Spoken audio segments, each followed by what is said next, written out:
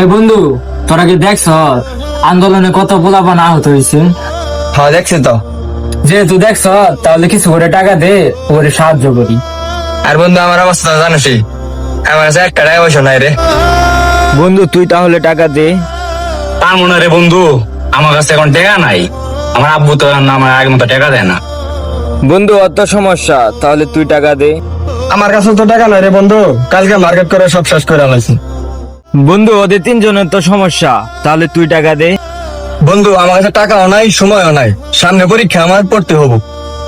তোরা তাহলে কেউ দিতে পারবি না। বন্ধু থাক তাহলে, আমি যাইগা। আচ্ছা তাহলে বন্ধু ওই গেছে গেছে। তো দামে কত রাখ দে, সবাই মিলে টাকা দিয়া 2 বোতল মাল নিয়ে কি কস? তাই করি ভালো হয়। কয় টাকা? টাকা দে। কয় টাকা আছে? হ্যালো 500 তাহলে। কত কত আছে? না আমার অবস্থা জানিসই।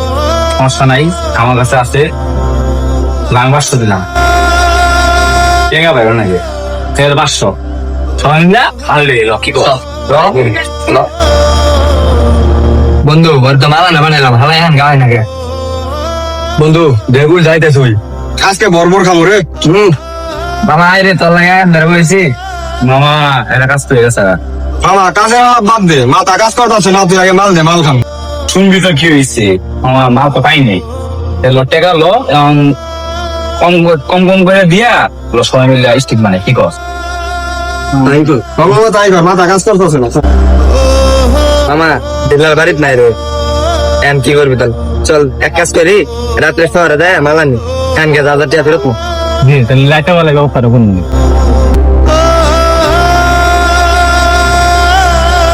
এই তোদের না কারো কাছে টাকা নাই, কারো সময় নাই, তাহলে নেশা করার টাকা কই থেকে পায়?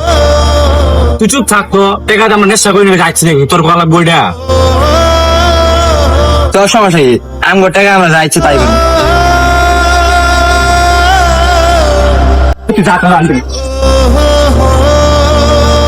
তারা এত গভীরভাবেই বাজে নেশার সাথে অ্যাডিক্টেড হয়ে গেছে যে নিজের ভবিষ্যৎ দূরের কথা, বাবা মার সম্মান, স্বাস্থ্য এসব কিচ্ছু ভাবে না। নেশার টাকা জোগাড় করতে, খারাপ কাজ করতে একবার দ্বিধাবোধ করে না। মাদক যে শুধু পারিবারিক সম্পর্ক নষ্ট করছে তাই নয়, এর জন্য বেড়ে যাচ্ছে চুরি, ডাকাতি, ছিনতাই, রাহাজানি। হাজারো বাবা মা কান্নায় চোখ ভিজায় তার সন্তানের এমন করুণ অবস্থা দেখে, কেননা চোখের সামনে নিজের সন্তানকে ধ্বংস হতে দেখছে, যার কিছুই তারা কল্পনাও করেনি। বর্তমান সমাজ ধ্বংসের দিকে ধাবিত হচ্ছে, এই যার প্রাথমিক পরিস্থিতি।